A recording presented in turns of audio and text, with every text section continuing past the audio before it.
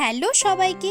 পুজোর আগেই মনটা কেমন যেন নস্টালজিক হয়ে উঠেছে, তাই ভাবলাম এবার একটা special sari with makeup look share করি তোমাদের সঙ্গে।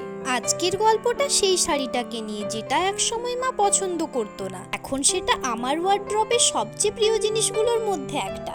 মায়ের আলমারির এক কোণাতে বহুদিন ধরে যত্নে তুলে রাখা একটা শাড়ি। পুরো শাড়িটা রয়েছে ল্যাভেন্ডার কালারের, সাথে অফ হোয়াইট বা বেজ কালারের আঁচল, তার উপর রয়েছে সোনালি জরির কাজ। শাড়িটা প্রায় আজ থেকে 22-23 বছরের পুরনো।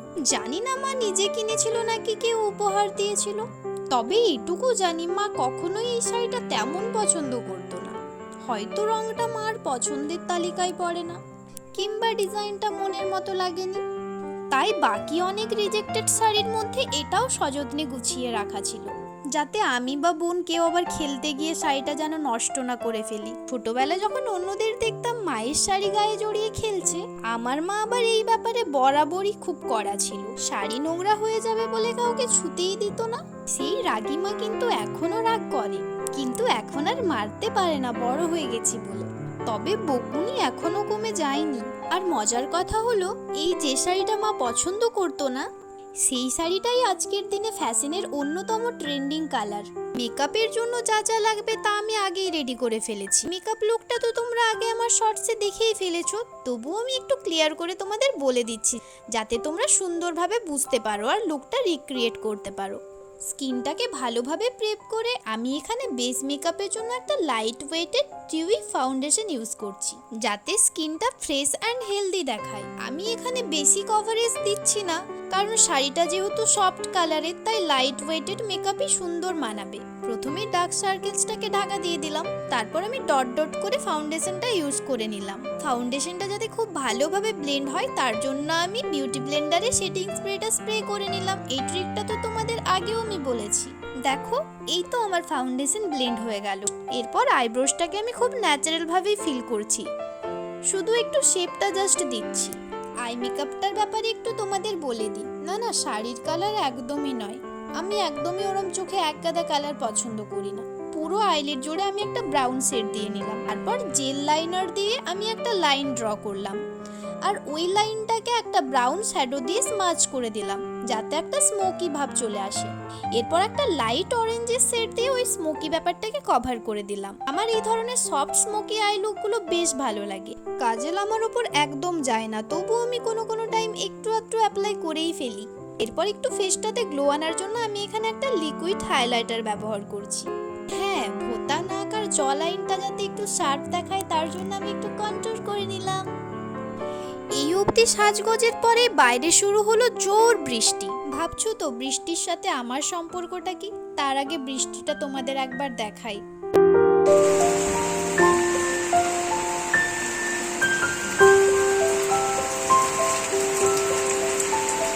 এবার বৃষ্টিটার ওপর আমার ভারী রাগ হচ্ছিল।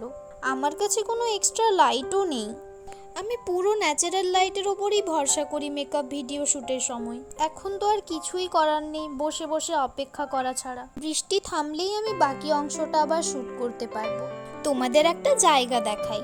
এই জানালাটা দেখতে পাচ্ছ? এই জানালার পাশেই বসে আমি আমার সব ভিডিও করে থাকি। এই জানালাটাতে দুপুর 1টা অবধি লাইটটা খুব ভালো থাকে, না বেশি উজ্জ্বল না অতি ফ্যাকাশে, একেবারে সফট লাইট, ঠিক যতটুকু দরকার ততটুকু। তাই আমার শ্যুট করার থাকলে আমি চেষ্টা করি একটার মধ্যেই করে ফেলার, তারপরে কেমন যেন লাইটটা কড়া হয়ে যায়, তখন স্কিন টোন বা আই মেকআপ আর ঠিকঠাক একদমই ধরা পড়ে না। বৃষ্টি থামার পর আবার যখন লাইট এলো, তখন বাকি মেকআপের পার্টটুকু আমি শ্যুট করতে শুরু করলাম। এইবার একটু ডিফাইন করা লিপ লুক চেয়েছিলাম, তাই একটা ডার্ক ব্রাউন লিপ লাইনার দিয়ে আউটলাইন ড্র করে নিলাম। তারপর সেই লাইনের ভেতরটাকে ফিল করার জন্য আমি দুটি নিউড শেডের লিপস্টিক ইউজ করলাম। এর মধ্যে একটা একটু পিচি শেড যাচ্ছে আর একটা পিঙ্ক আন্ডারটোনের। তার মাঝখানে আরেক কাণ্ড ঘটলো। ওই যে বললাম জানালার লাইটের জন্য আমি সকালে ঘুম থেকে উঠেই মেকআপ ভিডিও শ্যুটের জন্য বসে পড়েছিলাম। ব্রেকফাস্ট আর করা হয়নি, তাই ভাবলাম এবার খেয়ে নিই। তাড়াহুড়ো করে খেতে গিয়ে গরম খাবারটা মুখে দিয়ে বুঝলাম একেবারে আগুন। না তখন সেটা গিলতে পারছি, না সেটা ফেলতে পারছি। মাঝখান দিয়ে মনে হলো জিভটা যেন পুরোপুরি গেল পুড়ে। ব্রেকফাস্টটা যেন একেবারে যুদ্ধ হয়ে গেল। আর তেমন কিছু বাকি ছিল না, যেগুলো ছিল টুকটুক করে স্পিডে আমি করেই নিলাম। এগুলো নিশ্চয়ই তোমাদের আর বলতে হবে না আমি কি করছি, দেখেই তোমরা বুঝতে পারবে। সবশেষে মেকআপটা যাতে ভালোভাবে সেট হয়ে যায় তার জন্য আমি ফিক্সিং স্প্রেটা দিয়ে দিলাম। মাস্কারাটা এরপর দেওয়া বাকি ছিল, সেটাও দিয়ে নিলাম। সেটা দেওয়াতে মনে পড়লো চোখের কর্নারটাতে একটু হাইলাইটার দিলে বোধহয় ভালো লাগবে, সেটাও দিয়ে নিলাম। একটার পর একটা মনে পড়তেই থাকে। জুয়েলারির কথা বললে আজকে একদমই তেমন কিছু পরিনি, না গলায় হার না হাত ভর্তি চুড়ি, শুধুমাত্র একটা ছোট্ট ইয়াররিংস। এই একটা জিনিসই আজকের লুকটা একদম কমপ্লিট মনে হচ্ছে। ও হ্যাঁ, একটা ছোট্ট কালো টিপও পরেছি। মেকআপ করতে করতে এতবার উঠলে যা হয়, আজকে দেখো না ব্লাসারটা দিতেই আমি ভুলে গেছি। সাজগোজ শেষে আমি এলাম একটু ছাদে। এখন দেখতে পাচ্ছ ওয়েদারটা কিন্তু বেশ ভালো আছে, কিন্তু জানি না কেন আমি মেকআপ করতে বসলেই বৃষ্টিটা নামে। বলতে বলতেই আবারও বৃষ্টি এসে হাজির, কিন্তু বৃষ্টি তো আমায় একদম থামাতে পারবে না। বৃষ্টির মধ্যেই আমি শ্যুট করব ছাদে যখন এসেছি। হয়তো এটা আমার সাথে মেঘেদের চুপি চুপি করা চুক্তি।